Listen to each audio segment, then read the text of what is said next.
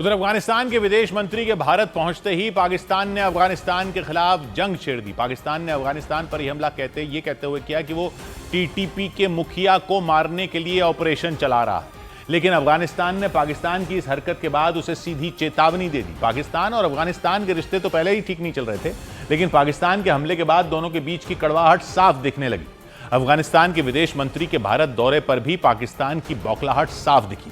भारत के विदेश मंत्री ने भी इस मौके पर कुछ ऐसा बयान दिया जिसने पाकिस्तान की परेशानी और बढ़ा दी। जिस पाकिस्तान के बारे में कुछ दिन पहले कहा जा रहा था कि उसने सभी बड़ी ताकतों को एक साथ साध लिया है, वो अचानक अकेला दिखने लगा।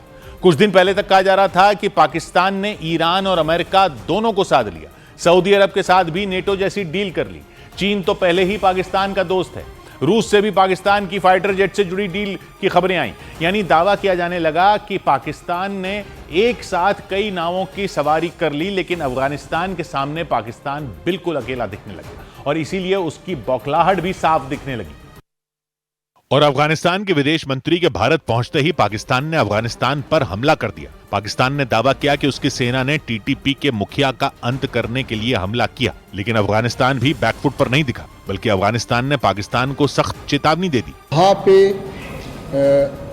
कुछ अटैक हुआ है, हम उसकी मजम्मत करता है और हम पाकिस्तान हुकूमत का ये काम एक बड़ा गलती समझता है। अफगानिस्तान और पाकिस्तान के बीच की तनातनी से साफ हो गया कि दोनों के रिश्तों में कड़वाहट घुल चुकी है। पाकिस्तान के रक्षा मंत्री ख्वाजा आसिफ के बयान से भी ये साफ हो गया। पाकिस्तान का जिंदाबाद का नारा लगाया, नहीं लगाएंगे। बेगमात यहाँ पे बैठी हुई हैं, फैमिली यहाँ पे बैठी हुई हैं और वो पाकिस्तान के मुतालिक जो है ज़बान गलत इस्तेमाल करते हैं। माना जा रहा है कि पाकिस्तान की बौखलाहट की एक वजह अफगानिस्तान के विदेश मंत्री का भारत दौरा भी बना। ऊपर से भारत के विदेश मंत्री के एक बयान ने उसको और आग बबूला कर दिया। As a contiguous neighbor and a well-wisher of the Afghan people, India has a deep interest in your development and progress. हालांकि पाकिस्तान की बौखलाहट की यह अकेली वजह नहीं है, क्योंकि कुछ दिन पहले तक कहा जा रहा था कि पाकिस्तान ने सबको सेट कर लिया, यानी दुनिया में ताकत के जितने धड़े हैं सबको एक साथ साध लिया। ईरान को भी और ट्रंप को भी। सऊदी अरब के साथ नेटो जैसी डील कर ली। चीन के साथ तो पुरानी दोस्ती है ही, अमेरिका को भी एक बंदरगाह बनाने का ऑफर दे दिया। रूस और पाकिस्तान में जेट के इंजन की डील की भी खबर आई थी। यानी कहा जाने लगा था कि पाकिस्तान एक साथ 2 नावों की नहीं बल्कि 5-5, 6-6 नावों की सवारी कर रहा है। हालांकि पहले से माना जा रहा था कि पाकिस्तान का यह दांव उल्टा पड़ सकता है, इसलिए जैसे ही अमेरिकी राष्ट्रपति डोनाल्ड ट्रंप ने अफगानिस्तान के बगराम एयरबेस को वापस लेने की बात की, पाकिस्तान के लिए मुसीबत खड़ी हो गई। इस मुद्दे पर न तो पाकिस्तान के आर्मी चीफ जनरल मुनीर कुछ बोल पाए, न ही शहबाज शरीफ। दोनों ने बगराम एयरबेस से जुड़े ट्रंप के दावे पर चुप्पी साध ली। 9/11 के हमले के बाद 2001 में अमेरिका ने पाकिस्तान के रास्ते ही अफगानिस्तान पर हमला किया था, लेकिन उस वक्त रूस उतना ताकतवर नहीं था। सोवियत संघ के टूटने के बाद रूस फिर से खड़ा होने की कोशिश में लगा था, लेकिन अब अफगानिस्तान में अमेरिका की एंट्री रोकने के लिए रूस ने पूरी बिसात बिछा रखी है। अफगानिस्तान की तालिबान सरकार को रूस ने ही सबसे पहले मान्यता दी थी। अफगानिस्तान ने भी साफ कर दिया कि बगराम के मुद्दे पर अमेरिका के साथ खड़े होने वाले भी उसके दुश्मन होंगे। इसीलिए जब मॉस्को में बैठक हुई तो बगराम के मुद्दे पर पाकिस्तान को अमेरिका के खिलाफ खड़ा होना पड़ा। और इसीलिए यह पहले से माना जा रहा था कि एक साथ कई नावों में सवारी करने का पाकिस्तान का दांव उल्टा पड़ सकता है। इसलिए जैसे ही ट्रंप ने अफगानिस्तान का बगराम एयरबेस वापस लेने की बात कही, पाकिस्तान फंस गया। बगराम एयरबेस से जुड़े ट्रंप के दावे पर पाकिस्तान के प्रधानमंत्री और आर्मी चीफ दोनों ने चुप्पी साध ली, क्योंकि जब 2001 में अमेरिका ने अफगानिस्तान पर हमला कर दिया था तो पाकिस्तान के रास्ते किया था। उस वक्त रूस उतना ताकतवर नहीं था जितना आज है। सोवियत संघ टूटने के बाद रूस फिर से खड़ा हो रहा था, लेकिन अब अफगानिस्तान में अमेरिका की एंट्री को रोकने के लिए रूस ने पूरी बिसात बिछा रखी है। अफगानिस्तान की तालिबान सरकार को मान्यता देने वाला रूस पहला देश है। अफगानिस्तान ने भी साफ कर दिया कि बगराम एयरबेस लेने की बात करने वालों का साथ देने वाले भी उसके दुश्मन होंगे, यानी सीधा निशाना पाकिस्तान पर था। इसीलिए जब मॉस्को में बैठक हुई तो बगराम के मुद्दे पर पाकिस्तान को अमेरिका के खिलाफ खड़ा होना पड़ गया। फिर अफगानिस्तान के विदेश मंत्री भारत आ गए और टीटीपी ने पाकिस्तान के सैनिक ही मार दिए। यानी इस सब मकड़ जाल से पाकिस्तान के निकलने का रास्ता बनता नहीं दिख रहा। अफगानिस्तान के साथ रूस खड़ा है तो पाकिस्तान बिल्कुल अकेला दिख रहा है, क्योंकि अफगानिस्तान के मुद्दे पर पाकिस्तान का कोई भी दोस्त उसके काम नहीं आया। न तो ट्रंप उसके साथ खड़े दिखे, न ही उसका कोई और दोस्त उसके काम आया। ऊपर से अफगानिस्तान के विदेश मंत्री भारत के मेहमान बन गए।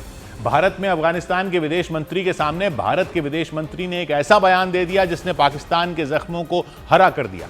विदेश मंत्री एस जयशंकर ने अब अफगानिस्तान को भारत का पड़ोसी देश बता दिया। अफगानिस्तान की सीमा जम्मू और कश्मीर से लगती है। जम्मू कश्मीर के पूर्व में पाकिस्तान है, पश्चिम में चीन है, लेकिन उत्तर में महज 106 किलोमीटर चौड़ा एक बॉर्डर अफगानिस्तान से लगता है। यह इलाका पाकिस्तान के कब्जे वाले कश्मीर के गिलगिट बल्टिस्तान का है और इसीलिए पाकिस्तान की सारी तिकड़में अफगानिस्तान के मुद्दे पर पूरी तरह फेल दिखने लगी। न तो पाकिस्तान के आर्मी चीफ की ट्रंप से मुलाकात काम आई, न ही सऊदी अरब के साथ नेटो जैसे संगठन वाली डील काम आई। ऊपर से अफगानिस्तान के विदेश मंत्री के भारत दौरे पर भारत के विदेश मंत्री एस जयशंकर ने कुछ ऐसा बोल दिया जिसने पाकिस्तान की मुसीबत बढ़ा दी। As a contiguous neighbor and a well-wisher of the Afghan people, India has a deep interest in your development and progress. S Jaishankar ने अफगानिस्तान को सिर्फ पड़ोसी नहीं कहा बल्कि कंटिजुअस नेबर कहा। कंटिजुअस नेबर यानी ऐसा पड़ोसी जिससे भारत सीमा साझा करता है।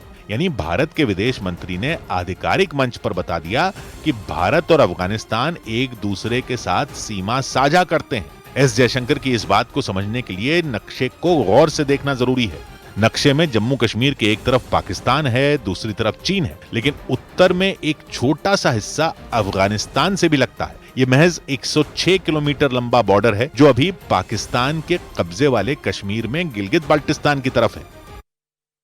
यानी भारत ने अफगानिस्तान को अपना पड़ोसी बताकर साफ कर दिया कि पीओके पर कब्जा भले ही पाकिस्तान का हो लेकिन वो भारत का ही हिस्सा है। भारत के विदेश मंत्री ने यह बात अफगानिस्तान के विदेश मंत्री के सामने कही। अफगानिस्तान का जो हिस्सा जम्मू कश्मीर से लगता है उसका इतिहास करीब 150 साल पुराना है। उस वक्त भारत पर ब्रिटिश साम्राज्य का शासन था। रूस का पुराना साम्राज्य अपना इलाका तेजी से बढ़ा रहा था। दोनों साम्राज्यों को एक दूसरे के हमले का डर था। ब्रिटिश साम्राज्य को लगता था कि रूस के सैनिक पहाड़ों के रास्ते भारत में घुस सकते हैं। इसीलिए 1873 में एक अहम समझौता किया गया। समझौते के तहत वाखान कॉरिडोर को बफर की तरह इस्तेमाल करने पर सहमति बन गई। जमीन का यही संकरा इलाका अफगानिस्तान के पास चला गया और अफगानिस्तान का वही वाखान कॉरिडोर भारत के जम्मू कश्मीर की सीमा से जुड़ा है, जिसका जिक्र विदेश मंत्री एस जयशंकर ने भी किया।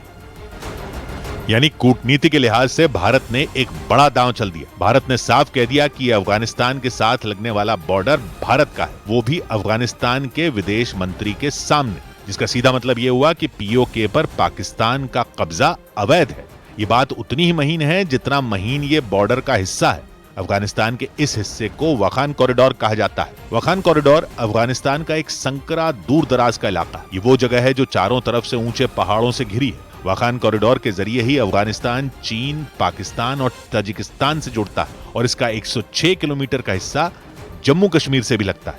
लगभग 150 साल पहले जब भारत पर ब्रिटिश शासन था तब रूस का पुराना साम्राज्य अपना इलाका बढ़ा रहा था। दोनों साम्राज्यों यानी ब्रिटिश साम्राज्य और रूस के पुराने साम्राज्य को एक दूसरे से हमले का डर था। ब्रिटिश को लगता था कि रूस के सैनिक पहाड़ों के रास्ते भारत में घुस सकते हैं। इसीलिए 1873 में दोनों साम्राज्यों ने एक समझौता किया।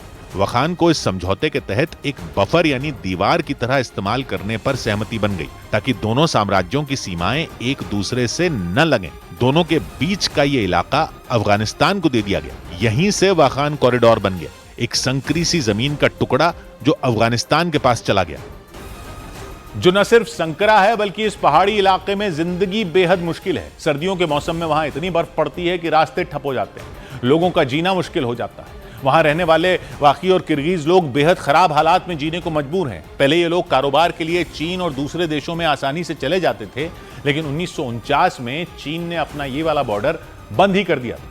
फिर 1970 के दशक में जब अफगानिस्तान में जंग छिड़ी तो वहां के लोगों ने वाखान कॉरिडोर से पलायन शुरू कर दिया। कुछ किर्गिज लोग तो पाकिस्तान में चले गए। अब चीन वाखान कॉरिडोर में सड़कें और कारोबार के नए रास्ते बनाना चाहता है। उसकी वजह से एक बार फिर वाखान कॉरिडोर पर लोगों का ध्यान चला गया। तो भारत के विदेश मंत्री ने भी दुनिया को बता दिया कि वाखान कॉरिडोर से लगने वाला जम्मू कश्मीर का हिस्सा भारत का है। और एक जगह पर तो यह कॉरिडोर महज 14 किलोमीटर चौड़ा है। सर्दियों के मौसम में इस कॉरिडोर में इतनी बर्फ पड़ती है कि रास्ते बंद पड़ जाते हैं। यहाँ के लोग जैसे वाकी और किर्गिज बेहद मुश्किल हालात में जीवन जीते हैं। पहले ये लोग व्यापार के लिए चीन और दूसरे देशों में आसानी से जाते थे, लेकिन 1949 में चीन ने अपना बॉर्डर यहाँ से बंद कर दिया था। फिर 1970 के दशक में अफगानिस्तान में जंग छिड़ी और बहुत सारे लोग वखान कॉरिडोर छोड़कर चले गए। कुछ किर्गिज लोग तो पाकिस्तान चले गए और वहां से अमेरिका जाने की कोशिश करने लगे, क्योंकि उन्हें वहां का ठंडा मौसम अपनी जमीन जैसा लगा। वखान कॉरिडोर में अब आबादी बेहद कम है। यहाँ पुराने स्मारक हैं जो हजारों साल पुरानी कहानियां बताते हैं। अब चीन वाखान कॉरिडोर में सड़कें और कारोबार के रास्ते बनाना चाहता है, जिससे फिर से दुनिया का ध्यान वाखान पर जाने लगा है। ये वो जगह है जो इतिहास में बड़े साम्राज्यों के डर की कहानी बताती है और आज भी एक अनोखी जगह है। कम ही लोग जानते हैं कि ये भारत और अफगानिस्तान का बॉर्डर है। भारत के विदेश मंत्री ने भी याद दिला दिया कि पीओके भले ही अभी पाकिस्तान के कब्जे में है, लेकिन है भारत का, और इसीलिए अफगानिस्तान हमारा पड़ोसी है।